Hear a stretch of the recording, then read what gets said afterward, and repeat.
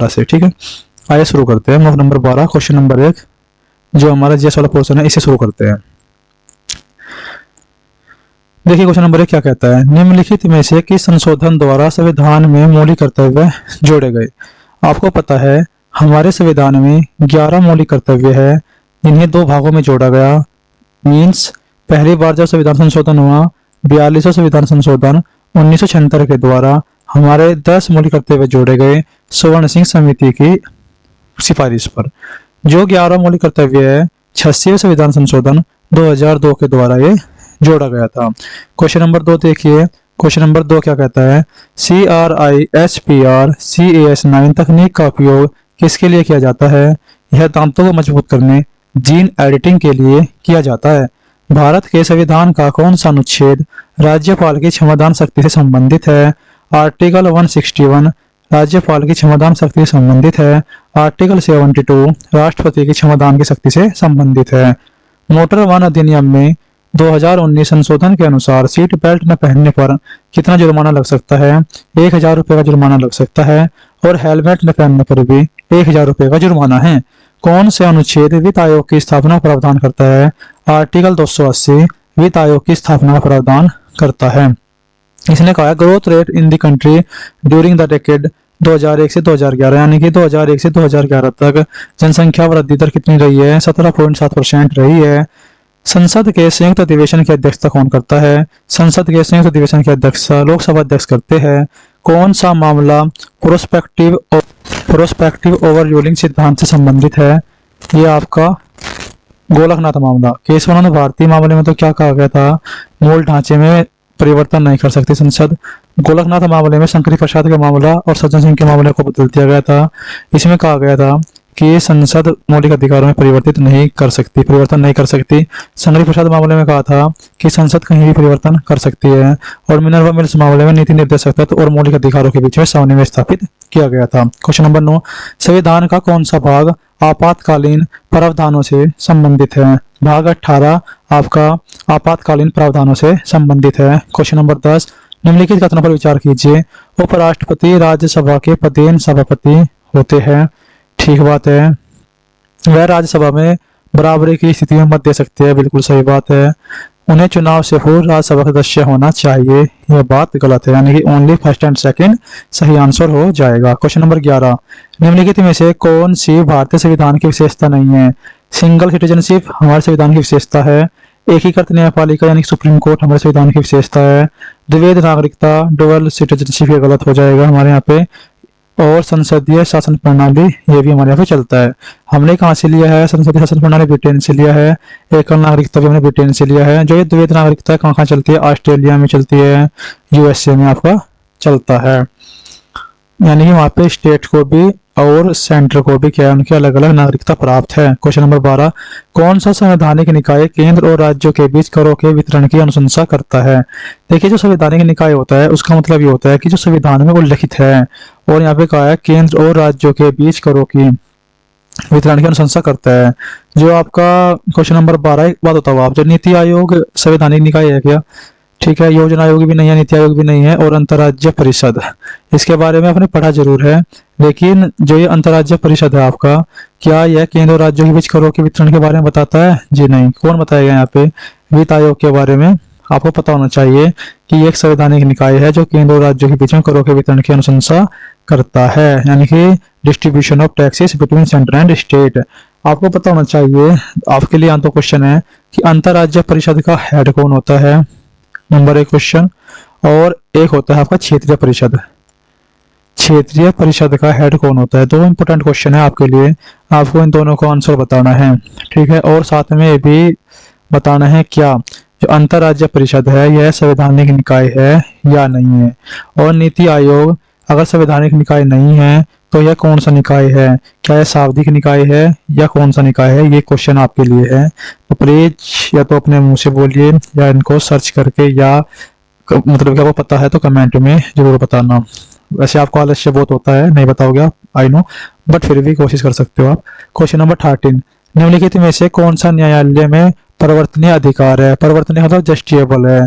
Justiciable का मतलब जिसे आप न्यायालय में चुनौती दे सकते हैं। नीति निर्देशक को दे सकते हैं क्या? नहीं। ये पहले कहा गया है कि जो डीपीएसपी होते हैं ये सिर्फ राज्य का कर्तव्य है, वह चाहे तो इनको लागू कर सकते हैं अन्यथा नहीं। तो यानी डीपीएसपी तो नहीं होगा, ठीक है। मौलिक कर्तव्य भी नहीं होगा, प्रस्तावना भी नहीं होगा। तो क्या बच्चा आपका मौलिक अधिकार है। आप अपने मौलिक अधिकारों का हनन होने पर सुप्रीम कोर्ट या हाई कोर्ट में अपील कर सकते हैं। जो हमारा सुप्रीम कोर्ट होता है, सुप्रीम कोर्ट को क्या माना जाता है? संरक्षक माना जाता है मौलिक अधिकारों का। क्या होता है? मौलिक अधिकारों का संरक्षक होता है। क्वेश्चन नंबर 14, कौन सी खनिज सूची एल्हो धातुओं को दर्शाती है? यानी कि एल्हो धातुओं का मतलब होता है जिसमें लोहा नहीं होता। लोहो से मतलब कि ए लगा रखा, अपोजिट है उसका। नॉट फेरस मेटल्स, जिसमें लोहा नहीं होता। इस्पात क्या होता है? इस्पात में मतलब कि स्टील होता है, लोहों का मिश्रण होता है। लोह यहाँ पे होगा, कच्चा लोहा यहाँ पे लोहा होगा। एक ही ऑप्शन बचता है, निकेल, जस्ता, तांबा, एल्यूमिनियम। मतलब कि क्वेश्चन नंबर 14 का आंसर क्या हो जाएगा? आपका ए हो जाएगा। क्वेश्चन नंबर 15, भारत के राष्ट्रपति को पद की शपथ कौन दिलाता है? क्या बताओ? प्रधानमंत्री दिलाता है? नहीं। लोकसभा अध्यक्ष? नहीं। उपराष्ट्रपति? नहीं। कौन दिलाता है? 15 का भी भारत के मुख्य न्यायाधीश दिलाते हैं। क्वेश्चन नंबर 16, सूचना का अधिकार अधिनियम 2005 में अपीलीय प्राधिकरण कौन होता है? आप ही बताइए। अपीलीय प्राधिकरण जिस भी एक्ट की हम बात कर रहे हैं उसमें आपको मतलब कि बनाया जाता है। उसी एक्ट में कोई ना कोई अध्यक्ष बना सकते हैं, कमिश्नर बना सकते हैं, कुछ भी हो सकता है। मतलब कि ऑथोरिटी होती है एक।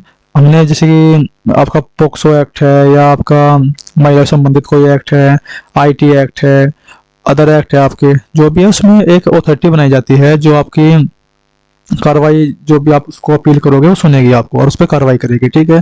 तो इसी तरीके से सूचना के अधिकार में एक ऑथोरिटी होती है जिसको क्या बोलते हैं? इंफॉर्मेशन कमिश्नर बोलते हैं, सूचना आयुक्त बोलते हैं।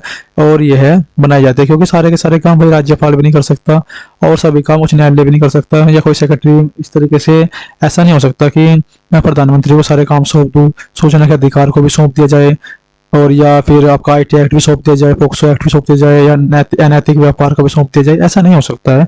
वहाँ पे एक ऑथोरिटी बनाई जाती है जो आपकी कार्रवाई करेगी कुछ गलत होने पर। तो 16 का आंसर क्या हो जाएगा? 16 का ए हो जाएगा। क्वेश्चन नंबर 17, देखते क्वेश्चन नंबर 17 क्या है। निम्नलिखित में से कौन सही सुमेलित नहीं है? क्वेश्चन नंबर 17 का ए पढ़िए। आर्टिकल 243 पंचायती राज संबंधित है। आर्टिकल 323 ट्रिब्यूनल से संबंधित है और 326 मतदान का अधिकार से संबंधित है। आर्टिकल 370 राजभाषा से संबंधित है। गलत हो जाएगा। ये तो आपने पता है आर्टिकल 370 को हटाया गया था। तो वैसे भी अगर आपको कोई भी ऑप्शन ना पता होता इसको फिर भी ठीक कर लेते। तो इसका आंसर क्या हो जाएगा? ऑप्शन डी नहीं है। स्टॉकहोम सम्मेलन 1972 का विषय क्या था? Only one earth.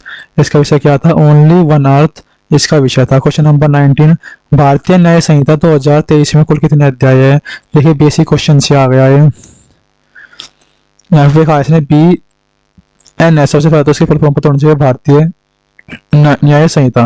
पहले हमारे पास क्या था? आईपीसी था, इंडियन पिनल कोड। ये दंड संहिता थी, यानी कि दंड देने में विश्वास रखती थी या जुर्माना। अंग्रेजों का मैक्सिमम दिया क्या था कि वह हमसे जुर्माना ले पैसा कमाए। और हमारा जो BNSS का मैक्सिमम दिया क्या है कि न्याय दे, न्याय की तरफ जाए, ठीक है। देखिए सबसे पहली बात आपको पता होना चाहिए कि 25 और 29 तो है नहीं और कितने हैं इसमें? 20 है। आपको इसका आंसर पता होना चाहिए कि हमारे जो BNS है इसमें कितने अध्याय है? 20 अध्याय है। आपके लिए 2 क्वेश्चन छोड़ के जा रहा हूँ यहाँ पे। सबसे पहले तो कब राष्ट्रपति ने BNS को फाइनल अप्रूव किया था? कब साइन कर दिए थे इस पे? क्वेश्चन नंबर 2, इसमें कितनी धाराएं हैं? क्वेश्चन नंबर 2, इसमें कितनी धाराएं हैं?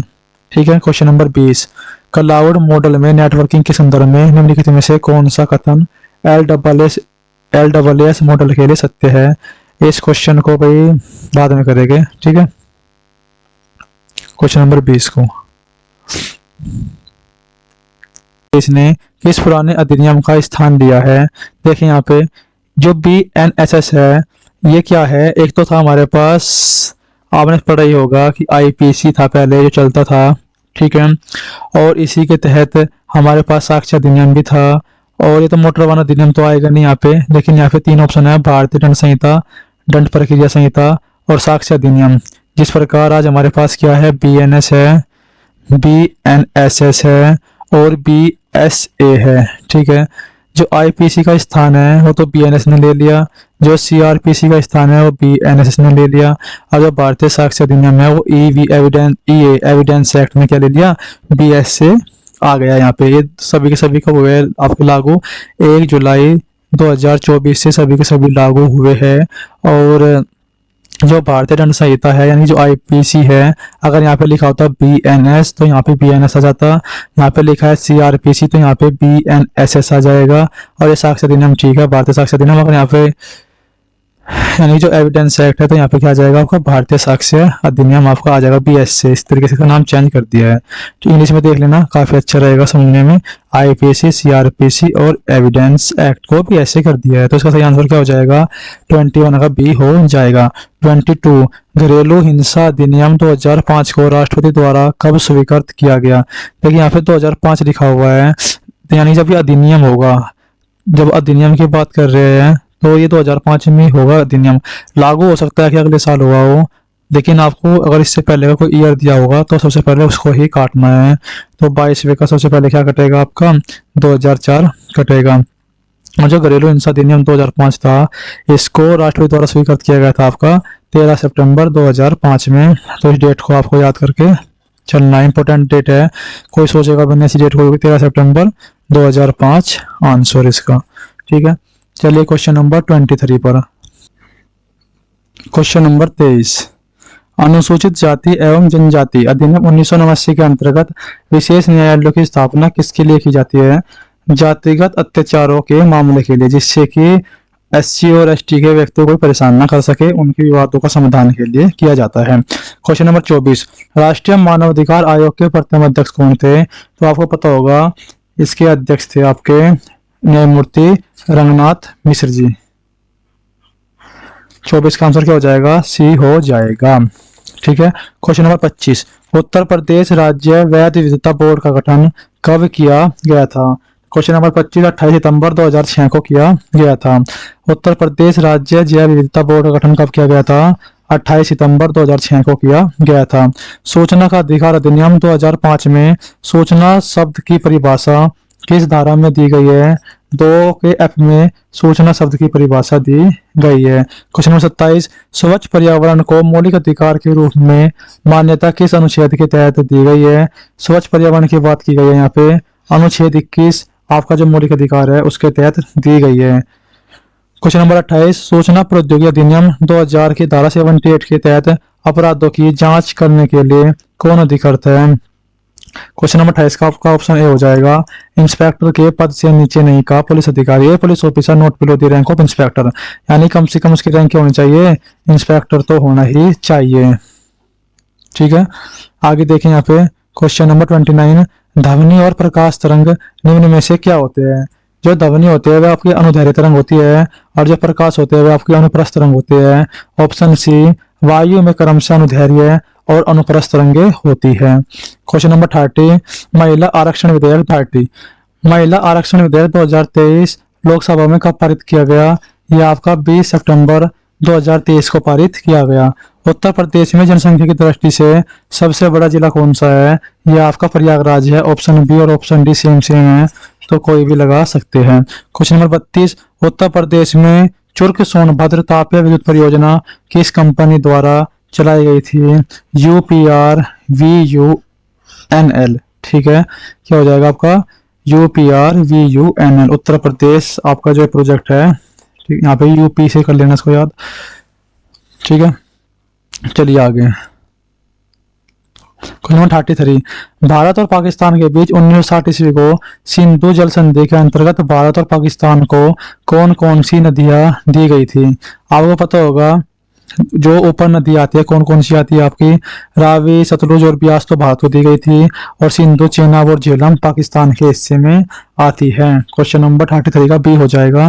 क्वेश्चन नंबर 34, भौगोलिक संकेत GI टैग का प्रावधान भारत के किस अधिनियम के अंतर्गत आता है। वस्तुओं के भौगोलिक संकेत अधिनियम 1999 के अंतर्गत ये आता है। क्वेश्चन नंबर 35, राज्यपाल के संबंध में निम्न कथनों पर विचार कीजिए। उनका नियुक्ति भारत के राष्ट्रपति करते हैं। क्वेश्चन नंबर 35 का आपका ऑप्शन नंबर ए बिल्कुल ठीक हो जाएगा। वह राष्ट्रपति की इच्छा पर पद धारण करते हैं, बिल्कुल ठीक है। वह राज्य विधानमंडल को उत्तरदायी होते हैं, बात गलत हो जाएगी। यानी कि ऑप्शन नंबर ए और ऑप्शन नंबर बी क्या हो जाएगा आपका ठीक हो जाएगा, यानी कि ऑप्शन ए आंसर। भारत की पहली सेमीकंडक्टर फैब्रिकेशन यूनिट किस राज्य में स्थापित की जा रही है? अगर आपका कुछ आंसर नहीं पता तो आप बंदे गुजरात में लगा सकते हैं, क्योंकि बहुत सारी चीजें क्या होती है गुजरात में होती रहती है, ठीक है। अब तो कोई मानना है तो क्वेश्चन नंबर 37, भारत के मुख्य न्यायाधीश की नियुक्ति कौन करता है? भारत के मुख्य न्यायाधीश की नियुक्ति आइए पढ़ते हैं। पहला ऑप्शन है सर्वोच्च न्यायालय और उच्च न्यायालय के न्यायाधीश, भारत के प्रधानमंत्री, भारत के राष्ट्रपति करते हैं सर्वोच्च न्यायालय और उच्च न्यायालय के वरिष्ठ न्यायाधीशों के परामर्श से। ऑप्शन सी बिल्कुल ठीक हो जाएगा आपका। क्वेश्चन नंबर 38, राज्य लोक सेवा आयोग के सदस्यों को पद से हटाया जा सकता है। जो राज्य लोक सेवा आयोग के सदस्य होते हैं उनको भाई राष्ट्रपति पद से हटाता है, और वो भी किसकी जांच के द्वारा? जब उस पर सर्वोच्च न्यायालय क्या कर लेती है, जांच कर लेती है, तो उसके बाद क्या करता है राष्ट्रपति उनको पद से हटा देता है। तो ये आपका हो जाएगा भैया option number D.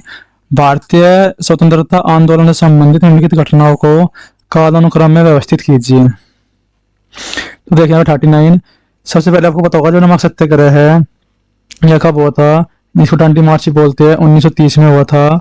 Jallianwala Bagh नरसंहार 1919 में हुआ था। भारतीय राष्ट्रीय कांग्रेस का गठन 1885 में हुआ था। भारत छोड़ो आंदोलन 1942 में हुआ था। तो इसके हिसाब से आप अपना क्रम लगा सकते हैं। क्वेश्चन नंबर 40, मई 2025 में कौन सा देश अंतर्राष्ट्रीय सौर गठबंधन ISA का 123 सदस्य बन गया है? जो अंगोला बना है इसका 123 सदस्य। आपको पता होना चाहिए जो ISA है इसका मुख्यालय कहाँ है, ठीक है। ऑप्शन में बताना कहाँ पे है, ठीक है। यह मेरा थैला है वाक्य में कौन सा सर्वनाम है? देखिए यहाँ पे यह मेरा थैला है, ये क्या दिखा रहा है? एक संकेत कर रहा है, ये बता रहा है, निश्चित रूप से बता रहा है यह और वह। तो क्या हो जाएगा यहाँ पे निश्चयवाचक सर्वनाम आपका हो जाएगा। क्वेश्चन नंबर 42 देखिए, किस वाक्य में क्रिया के सातत्यबोधक पक्ष का प्रयोग हुआ है जो कंटिन्यूटी को शो करता है? जैसे जा रहा है, आ रहा है, ऐसे शब्दों का यूज होता है। मोहन अपनी कक्षा में पढ़ा रहा है, तो ऑप्शन नंबर डी आपका आंसर हो जाएगा। भोर का तारा एकांकी के लेखक कौन है? जगदीश चंद्र माथुर जी इसका आंसर हो जाएगा। कौन सा वाक्य विशेषण की मूलावस्था को दर्शाता है? आपको पता होना चाहिए कितनी अवस्था होती है विशेषण की? मूलावस्था, उत्तर और उत्तम अवस्था होती है, जिसमें एक सामान्य बात को बताया जाता है मूलावस्था। जैसे मोहित अच्छा लड़का है, जहाँ कंपेरिजन किया जाता है उत्तर अवस्था। अनिल सुनील से सुंदर है, और सुमित कक्षा में सबसे होशियार है, या फिर उत्तम अवस्था हो जाएगी। क्वेश्चन नंबर 45, तुमड़ी के शब्द कविता संग्रह के लिए किसे साहित्यकार ने पुरस्कार दिया गया था? तो तुमड़ी के शब्द है आपको बद्री नारायण जी को इसके लिए क्या दिया गया था? साहित्यकार ने पुरस्कार दिया गया था। आपको पता होना चाहिए गगन गिल को तो अभी हाल ही में मिला है, किसके लिए मिला है? और संजीव को इससे पहले कब मिला था, ठीक है, यानी इनसे पहले मिला है। अभी तो लेटेस्ट गगन गिल ही है। आपको इनके आंसर पता होना चाहिए, मैंने कई बार बताया है इसलिए मैं आंसर नहीं बता रहा हूँ, आपको खुद चुनना है, खुद याद करना है। क्वेश्चन नंबर 46, जिस पंक्ति या जिन पंक्तियों के अंत में एक ही वर्ण और एक ही स्वर की आवृत्ति होती है वहां पर कौन सा अलंकार होता है? वहां पर अंत्यानुप्रास होता है, वहां पर अंत्यानुप्रास अनुप्रास अलंकार होता है, यानी कि एक तरीके से। लेकिन उसमें कैटेगरी क्या है उसकी? अंत्यानुप्रास है, जहाँ लास्ट में तुक मिलते हैं। क्वेश्चन नंबर 47, उदासीन आकार बहुला मुख्यतः किस भाषा में प्रयोग किया जाता है? उदासीन आकार बहुला अवधि में और बघेली में, दोनों में किया जाता है, ठीक है। एक बार इसको 47 को दो ऑप्शन दे रखे हैं, इसमें चेक करके चलेंगे, ठीक है। इसको एक बार मैं लिख लेता हूँ। वैसे अवधि और बघेली जहां तक मुझे याद आ रहा है दोनों में आकार बहुला होता है, ठीक है। जो इसको ऑप्शन दिया है एक बार ऑप्शन चेक कर लेते हैं। क्वेश्चन में इसका ऑप्शन क्या दिया है? 47 का जो इसका आंसर दिया है ए दिया हुआ है, लेकिन हम फिर भी जहां तक याद है अवधि और बघेली, एक बार इसको लास्ट में डिस्कशन कर लेंगे। लेकिन दोनों क्या है आपका आकार बहुला ही होता है। क्वेश्चन नंबर 48, जो शब्द वाक्यांशों, और एक बार आप भी चेक करके इसको बता देना, ठीक है, कमेंट करके कि इसका सही आंसर क्या है। I think first and second दोनों राइट है। जो शब्द वाक्यांशों वाक्य शब्दों को जोड़ते हैं उन्हें क्या कहते हैं? आपको पता होना चाहिए समुच्चय बोधक कहा जाता है। क्वेश्चन नंबर 49, निम्नलिखित वाक्यों में से किसमें लोप चिन्ह का प्रयोग हुआ है? लोप चिन्ह का प्रयोग लास्ट में हुआ। अरे अभी तक तुम गई नहीं। तेजाब में कौन सी संज्ञा है? तेजाब क्या होता है? द्रव्य होता है, तो द्रव्यवाचक संज्ञा हो जाएगी। क्वेश्चन नंबर 51, पंडित कामता प्रसाद ने पर विशेषण को कौन सा नाम दिया? देखो विशेषण यहाँ पे लिखा हुआ है, विशेषण यहाँ पे लिखा हुआ है, ना ये हो सकता नए नए, ठीक है वो, लेकिन एक तरीके से नाम देना विशेषण के रूप में देगा तो अंतर विशेषण के रूप में इसको नाम दिया गया था। दुल्हीन गाहू मंगलाचार हमारे घर आए राजा राम भरतार, ये लाइन किसकी है? आपको क्वेश्चन नंबर 52 का जो आंसर हो जाएगा ये कबीरदास जी हो जाएगा। दुल्हन गाहूँ, मतलब कि इसको आपको याद करके चलना है, इस तरह की लाइनें। वैसे तो याद नहीं होगी, लेकिन जब इन बुक में आती है उनको याद करके चलना है। क्वेश्चन नंबर 53, केले किस प्रकार के कारक चिन्ह है संप्रदान के लिए। क्वेश्चन नंबर 54, निम्नलिखित तत्सम शब्दों के युग में त्रुटिपूर्ण है, कौन सा गलत है। यहाँ पे जो सासू माँ होते हैं उसको सासू बोलते हैं, तो यहाँ पे सास हो जाएगा, मौसी नहीं होगा। बाकी सब ठीक है। 54 का सी आपका आंसर हो जाएगा। उच्चारण के में घर्षण या ऊष्म वायु से बनने वाले व्यंजन कौन से हैं। यानी ऊष्म की बात कर रहा है यहाँ पे, से है, तीनों से आएगा, रह आएगा आपका। ऊष्म वायु से बनने वाले व्यंजक होते हैं। लल्लू जी का सर्वाधिक प्रसिद्ध ग्रंथ कौन सा है। प्रेम सागर है इनका लल्लू जी का सर्वाधिक प्रसिद्ध ग्रंथ। क्वेश्चन नंबर 57, विरध का पर्यायवाची क्या होता है। यश और ख्याति विरध का पर्यायवाची होता है। समान रूप से ठंडा और गर्म के लिए एक शब्द है, समशीतोष्ण होता है। सम माने समान, शीत और उष्ण। मुझे छोटी बच्ची के लिए कुछ नए कपड़े खरीदने हैं, वाक्य में कितने विशेषण हैं। देखिए यहाँ पे बताना है, जैसे यहाँ लिखा हुआ है बच्ची, बच्ची कैसी है, छोटी, तो यहाँ पे एक विशेषता बताई गई छोटी बच्ची, तो एक विशेषण तो यहाँ पे हो जाएगा कुछ कपड़े और नए कपड़े। कपड़े के लिए यहाँ पे दो विशेषण यूज किया गया है, कुछ और नए, एक और एक, दो, एक दो तीन, टोटल कितने विशेषण हो गए हमारे इस वाक्य में, 3 विशेषण हो गए। इनमें से कौन सा वाक्य अशुद्ध है। मेरा यहाँ कोई काम नहीं है, तुम्हें हम अब नहीं समझा सकूंगी, तुम्हें मैं अब नहीं समझा सकूंगी, ठीक है। उससे बोलकर मैं थक गया, उसके बाद मेरा काम कर दीजिए, ठीक है। क्वेश्चन नंबर 60 का भी हो जाएगा। शुद्ध वर्तनी का चयन कीजिए। जो शुद्ध वर्तनी होती है आपको याद रखना है। अधः पतन, जब सबसे पहली बार मैंने ऐसी गलती की थी, मैंने टेक्स्ट बुक पर इसका कमेंट भी किया था, फिर उन्होंने मेरे को समझाया था, फिर जाकर मैंने सर्च भी किया था इसको। तो यहाँ पे हमेशा जो अधः पतन होगा विसर्ग के साथ लिखा जाएगा, अधः पतन, ठीक है। बाकी यहाँ पे क्या हो जाएगा, गलत हो जाएगा। परित्याग का मतलब क्या होता है, जिसके पति ने स्त्री को त्याग दिया हो, वह स्त्री जो पति द्वारा छोड़ दी गई हो। क्वेश्चन नंबर 62 का आपका आंसर क्या हो जाएगा, सी हो जाएगा। क्वेश्चन नंबर 63, निरुत्तर होना, उत्तर नहीं सूझना, यानी कि एकदम से ऐसा कोई बात कह दी सामने वाले ने कि आपके मुंह से उसका उत्तर निकल नहीं रहा है। प्रागैतिहासिक में किस उपसर्ग का प्रयोग हुआ है, पराग का प्रयोग हुआ है। 64 का है। क्वेश्चन नंबर 65, निम्नलिखित में से समानार्थी जोड़ी को स्पष्ट कीजिए। पार्वती क्या होता है आपका, महेश्वरी होता है, बिल्कुल सही बात है, ठीक है। यहाँ पर विलोम शब्द हो जाएगा, यहाँ पर बहुवचन हो जाएगा, यहाँ पर स्त्रीलिंग पुल्लिंग स्त्रीलिंग का बारे में बताया गया है।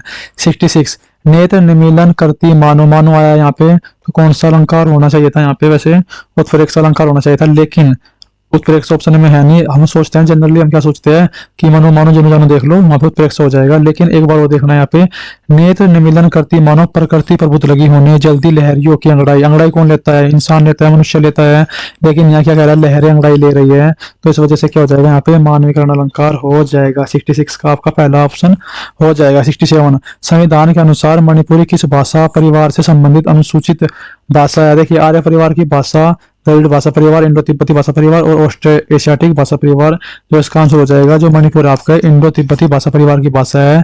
ऐसी चीजें तो लर्न कर लो, क्योंकि कभी कभी आती है पेपर में ऐसी मणिपुरी भाषा, इस तरह की भाषा, तो वो पता होना चाहिए। इंडो तिब्बती भाषा है, उसके आर्य भाषा परिवार मत लिख देना, या दक्षिण की भाषा मत लिख देना, ठीक है। मणिपुरी आपको पता होना चाहिए। नक्शे में कहाँ है, पूर्व के साइड है, पूर्व उत्तर साइड में नागालैंड, मणिपुर, मिजोरम, ठीक है, मेघालय, असम, त्रिपुरा और इस तरीके से सिक्किम, यानी इस तरह का जो आपका आता है पूर्वोत्तर में आता है। और जो द्रविड़ भाषा होती है दक्षिण की भाषा होती है। और ये जो आर्य भाषा जो आप बोलते हो अपने बारोपीय भाषा, आपकी जो हिंदी बोलते हो देवनागरी हिंदी, ये आपके बारोपीय परिवार की भाषा है, ठीक है। आपको पता होना चाहिए इन सारी चीजों के बारे में एक तरीके से। अगर आपको अभी भी नहीं पता है तो अभी टाइम है, प्रैक्टिस पे पूरा ध्यान दीजिए, अभी 2-2.5 महीने बचे हुए हैं, ठीक है। देखिए यहाँ पे क्वेश्चन नंबर 68, सुनीति कुमार चटर्जी ने खड़ी बोली को क्या कहा है। इनको बोला जनपदीय हिंदुस्तानी भाषा का है, सुनीति कुमार चटर्जी ने खड़ी बोली को, ठीक है। क्वेश्चन नंबर 69, अप्राणीवाचक शब्दों के लिंग निर्णय का आधार है। अप्राणीवाचक उनके साथ प्रयुक्त किया, उनके साथ, अच्छा सॉरी, उनके साथ प्रयुक्त क्रिया, उनके साथ प्रयुक्त विशेषण, यानी जो अप्राणीवाचक शब्द होते हैं भाई, अगर क्रिया से भी पता लग जाता है और विशेषण के द्वारा भी उनके निर्णय का आधार है कि विशेषण कैसा है और क्रिया कैसी है, पता लग जाता है उनका लिंग क्या है, ठीक है। क्वेश्चन नंबर 70, यानी कि इसका आंसर हो जाएगा डी। क्वेश्चन नंबर 70, इंद्रप्रस्थ भारतीय पत्रिका का प्रकाशन किस संस्था द्वारा किया जाता है। जो इंद्रप्रस्थ आपकी जो भारतीय पत्रिका इंपोर्टेंट है भाई, हिंदी अकादमी दिल्ली के द्वारा क्या किया जाता है, इसका प्रकाशन किया जाता है। मेरी भव बाधा हरो, राधा नागरी सोई, जा तन की झाई परे, श्याम हरित तुति होई। उपयुक्त पंक्ति में कौन सा रस है? भाई यहाँ भक्ति की बात हो रही है, भगवान की बात की जा रही है, राधा रानी की बात की जा रही है, तो कौन सा रस हो जाएगा? भक्ति रस हो जाएगा।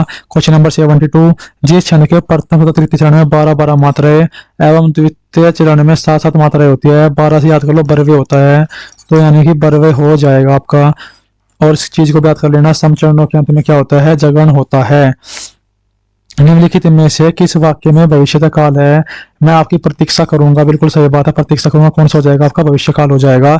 एकारांत स्त्रीलिंग शब्द का बहुवचन बनाने के लिए क्या किया जाता है? देखिए, जो आपके एकारांत स्त्रीलिंग शब्द होते हैं, जैसे कि रम्मा लिखा हुआ है, आप सोचोगे कि यहाँ आ लिखा हुआ है, भाई यहाँ एकारांत में ही क्या कर लेते हैं, हम इनको पढ़ लिया जाता है एकारांत में ही, तो ये क्या हो जाता है? आपके ए में कन्वर्ट हो जाता है। माता है जैसे, तो माता क्या बन जाएगा? माताएं बन जाएगा। इस तरीके से अंत्य स्वर के बदल ए कर देते हैं, आपका ऑप्शन नंबर सी हो जाएगा। 75, जब ए आई ओ औ के बाद असमान स्वर आए और इनके जगह क्रम से आए आए आओ आओ हो जाता है, तो आपका आदि संधि होता है। 76, निम्नलिखित में से विलोम की दृष्टि से सही युग में आपका जो हो जाएगा 76 का, देखिए पढ़िए यहाँ पे, प्रमुख विमुख आस्था विश्वास अधिष्ठित प्रतिष्ठित अश्य और अनस्य, तो क्या हो जाएगा आपका? अश्य और अनस्य आपका विलोम शब्द हो जाएगा, बिल्कुल सही। 77, जब किसी समास में दोनों शब्द प्रधान होते हैं, तो वहां पे आपका कौन सा समास होता है? वहां पे आपका द्वंद्व समास होता है, दोनों शब्दों की प्रधानता होती है। माता और पिता, तो क्या हो जाएगा? दोनों शब्दों की प्रधानता होती है, दोनों शब्दों की प्रधानता वाला समास आपका द्वंद्व समास होता है। निम्नलिखित गद्यांश को पढ़कर पूछे गए प्रश्नों के सही और सर्वाधिक उत्तर विकल्प का चयन कीजिए। पहले क्वेश्चन पढ़ लेते हैं। क्वेश्चन नंबर क्या है? 78, जीवन के लिए सर्वाधिक महत्वपूर्ण है। देखते हैं क्या लिखा हुआ है, पढ़ते हैं इसको। प्रश्न उठता है कि प्राण का शरीर के साथ बेहतर तालमेल कैसे बैठाकर रखा जाए, यानी क्या करना है? प्राण और शरीर का सामंजस्य बैठाना, पहली बात है। प्रश्न यही उठता है, तो इसने क्या पूछा है इसमें क्वेश्चन में? इसने क्या कहा है क्वेश्चन में? ये तो कहा है जीवन के लिए सर्वाधिक महत्वपूर्ण है प्राण और शरीर का सामंजस्य। प्राण और शरीर का सामंजस्य ही क्या हो जाएगा? क्योंकि पहली लाइन में लिखा हुआ है, इसका आंसर सही हो जाएगा। विशेषण शब्द का उदाहरण नहीं है, देखें यहाँ पे, संतुलित आहार, स्वस्थ शरीर, व्यवस्थित क्रम, यहाँ पे क्या हो जाएगा? ये आपका स्वास्थ्य, इसका आंसर हो जाएगा। प्राण वायु को सशक्त बनाने के अभ्यास में, इसको पढ़ लेते हैं भाई, इसको तो पढ़ना ही पड़ेगा। क्या लिखा है यहाँ पे? प्राण वायु को सशक्त बनाने के अभ्यास में शिक्षा, योग, चिकित्सक या शिक्षक, तो इसका जो आंसर हो जाएगा भाई योग हो जाएगा। कहाँ लिखा हुआ है इसके बारे में? देखिए,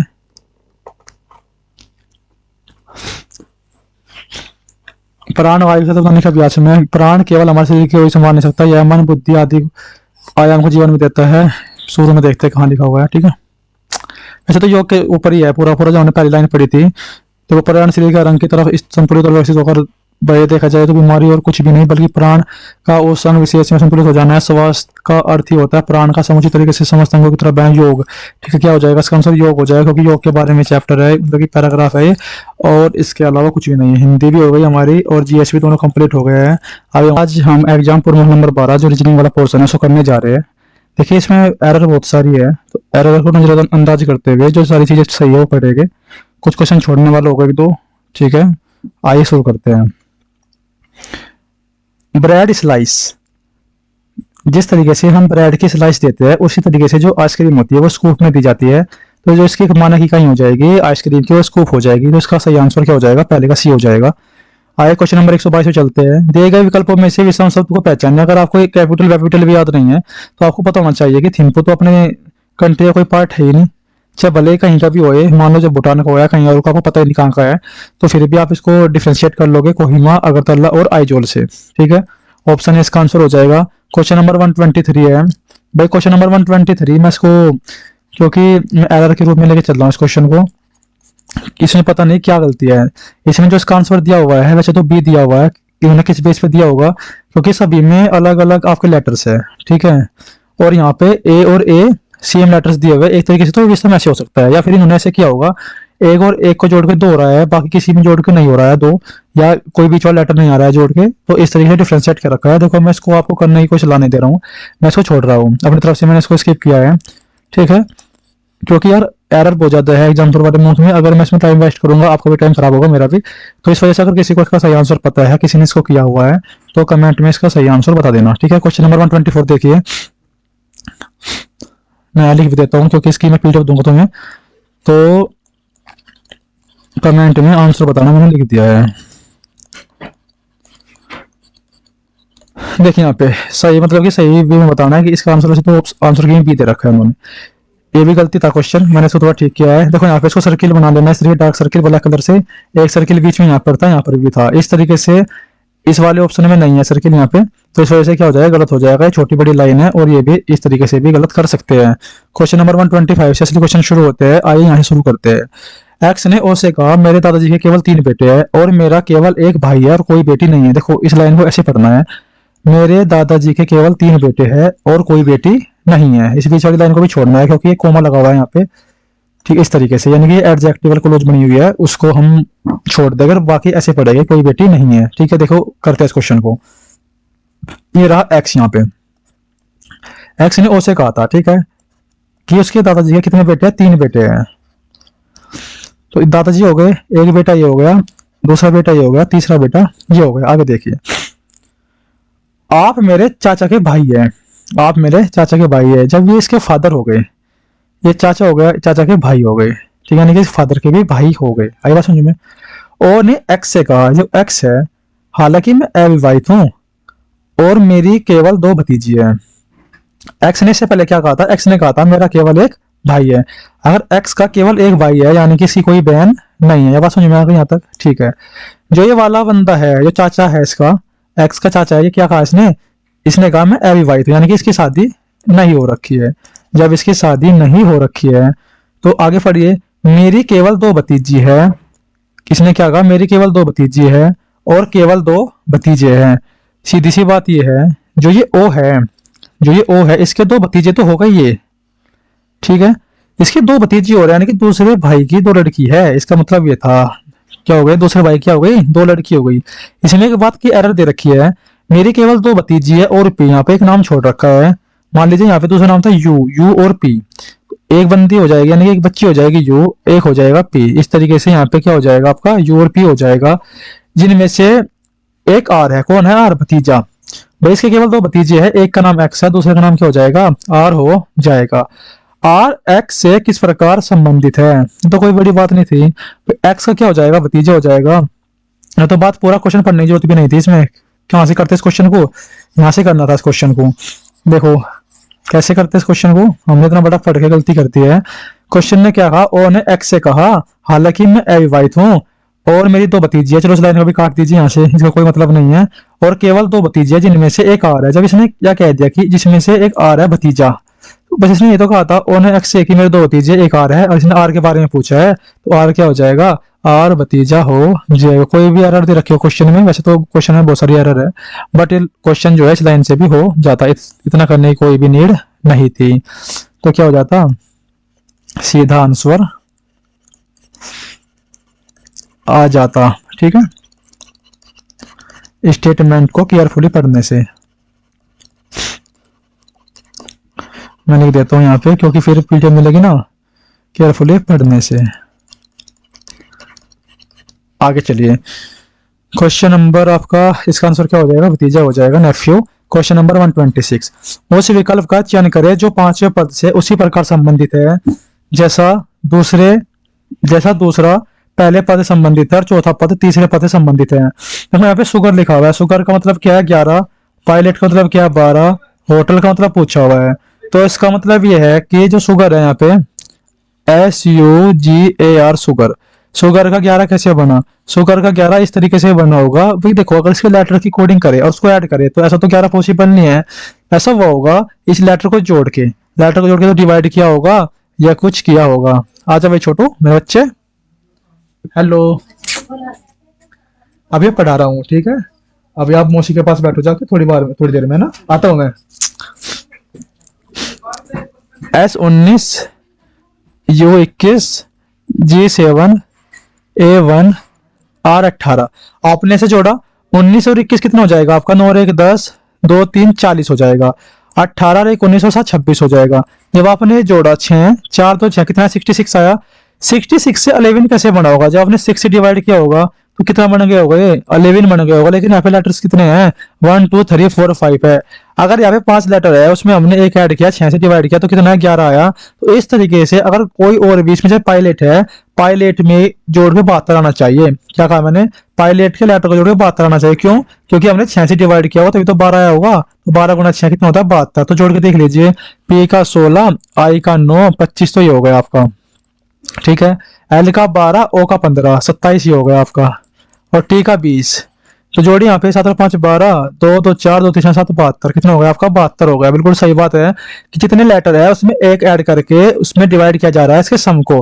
तो इस तरीके से जो होटल है, होटल का सम कितना आएगा, 60 आता है। तो पता नहीं कब से याद है मुझे, और मैंने कितने से डिवाइड किया, 6 से डिवाइड कर दिया। आपका कितना हो जाएगा, आपका 10 हो जाएगा। कितना आंसर आएगा इसका, 10 आंसर आ जाएगा। Question number 127। चलो भाई, क्वेश्चन नंबर 127। एक लड़के की ओर इशारा करते हुए सुरेश ने कहा, देखिए यहाँ पे एक लड़का है, उसने सुरेश की तरफ इशारा किया और कहा उसकी माँ का भाई, यानी ये सुरेश है, यहाँ पे सुरेश की माँ का भाई बन गया, यानी सुरेश का मामा। उसकी माँ का भाई मेरी माँ के पिता का इकलौता पुत्र है। देखो यहाँ ध्यान से पढ़ना है, केयरफुली पढ़ना है। इसकी माँ का भाई तो हो गया, आगे पढ़िए। जो लड़का है वो कह रहा मेरी माँ के पिता का इकलौता पुत्र है, यानी कि जो पुत्र है ये कौन है, पुत्र है, किसका पुत्र है, माँ के पिता का इकलौता पुत्र है। तो ये तो होगा पिता का इकलौता पुत्र किसका, या तो इसका होगा या इसका होगा। भाई ऐसे भी तो हो सकता है, यह जो सुरेश है, सुरेश का भाई कह रहा हो कि मेरी माँ के पिता का इकलौता पुत्र है। या ऐसे भी तो हो सकता है कि सुरेश की जो मौसी है उसके उसका लड़का कह रहा हो कि मेरी माँ के पिता का इकलौता पुत्र है सुरेश की माता का पिता, सुरेश की माता का भाई। या बात समझ में आ गई आपके, ठीक है यार, दोस्तों मेहमान आ रखे हैं तो इस वजह से थोड़ा डिस्टर्बेंस हो रहा है, एडजस्ट करना। देखिए यहाँ पे लड़के की माँ का सुरेश से क्या संबंध है, लड़के की माँ का। देखो अगर यह बात कहता कि जो ये सुरेश की माँ है यह इसके भाई की इकलौती बहन है, तो खुद ही यह होती, लेकिन यह इकलौती का कोई जिक्र नहीं किया गया है। तो इस वजह से जो लड़के की माँ है सुरेश की क्या लगेगी, सुरेश की मौसी लगेगी। क्या लगेगी, सुरेश की मौसी लगेगी। और क्वेश्चन में क्या पूछा है कि लड़के की माँ का सुरेश से क्या संबंध है, तो आंसर क्या हो जाएगा आपका, मौसी हो जाएगा।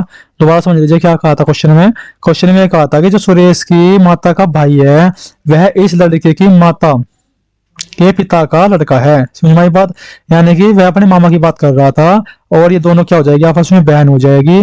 और जो ये व्यक्ति था दोनों का क्या हो जाएगा, सुरेश का उस बंदे का ये मामा हो जाएगा। क्लियर है ना, ऑल क्लियर, मैं लिख देता हूँ, समझ में आ गया होगा। आंसर क्या हो जाएगा, मौसी हो जाएगा। Question number 128। A B C D E और एफ 6 मित्र एक वर्ताकार मेज के चारों ओर बैठे हुए हैं। ठीक है,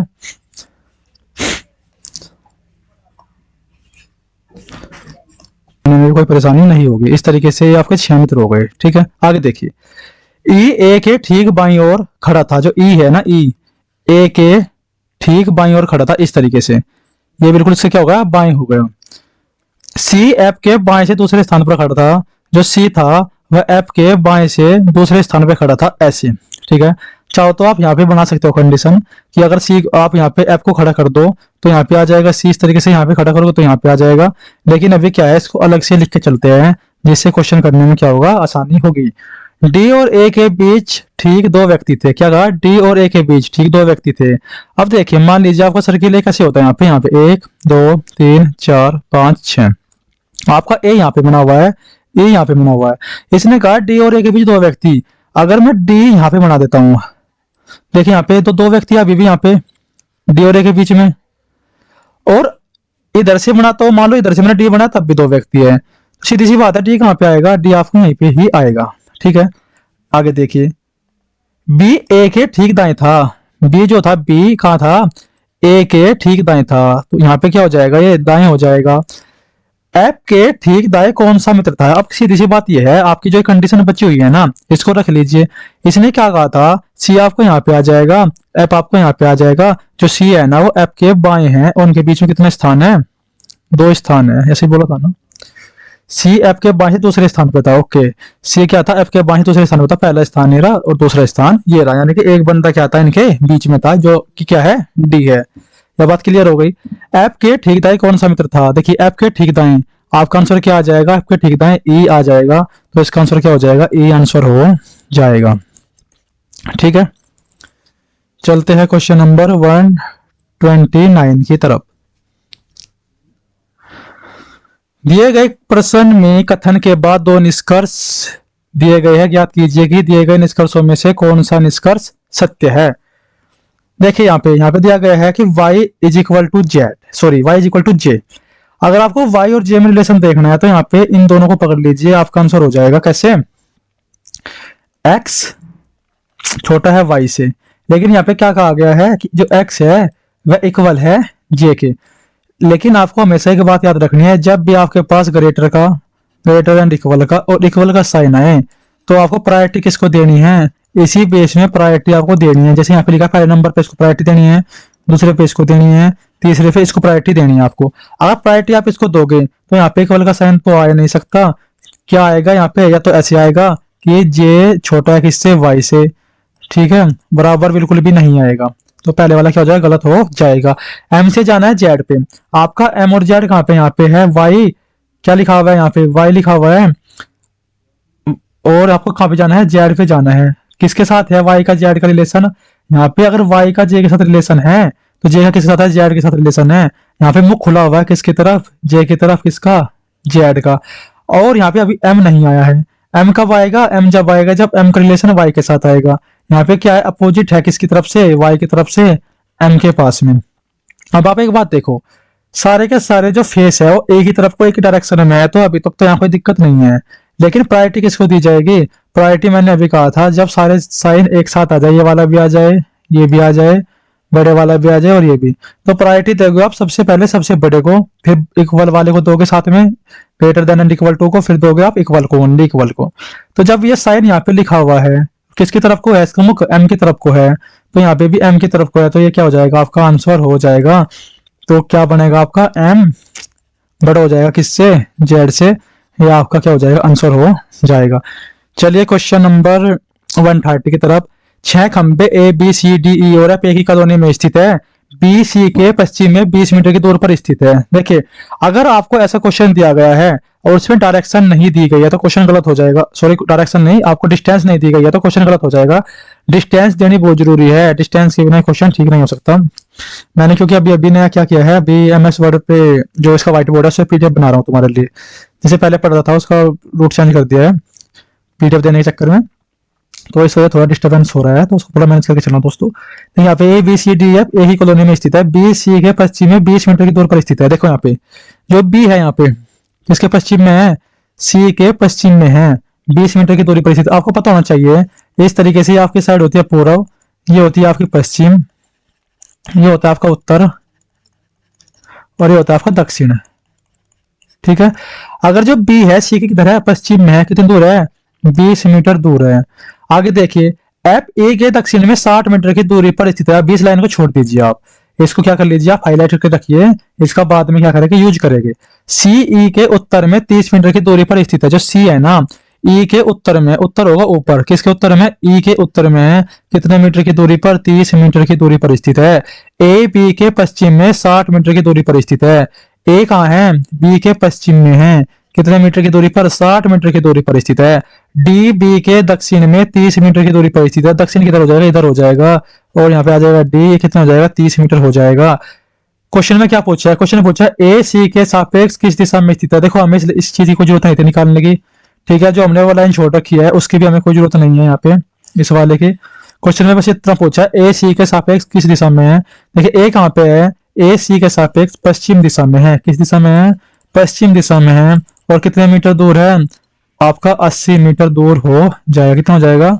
80 मीटर दूर हो जाएगा। सीधी सी बात यह है कि अगर आप इन लाइन को भी नहीं लिखते, अगर हमें पता होता शुरुआत में किसी ने क्या पूछा है, सिर्फ हम इन दोनों लाइन से भी क्या कर सकते थे? अपना आंसर निकाल सकते थे। ठीक है, चलिए चलते हैं क्वेश्चन नंबर 131 पर।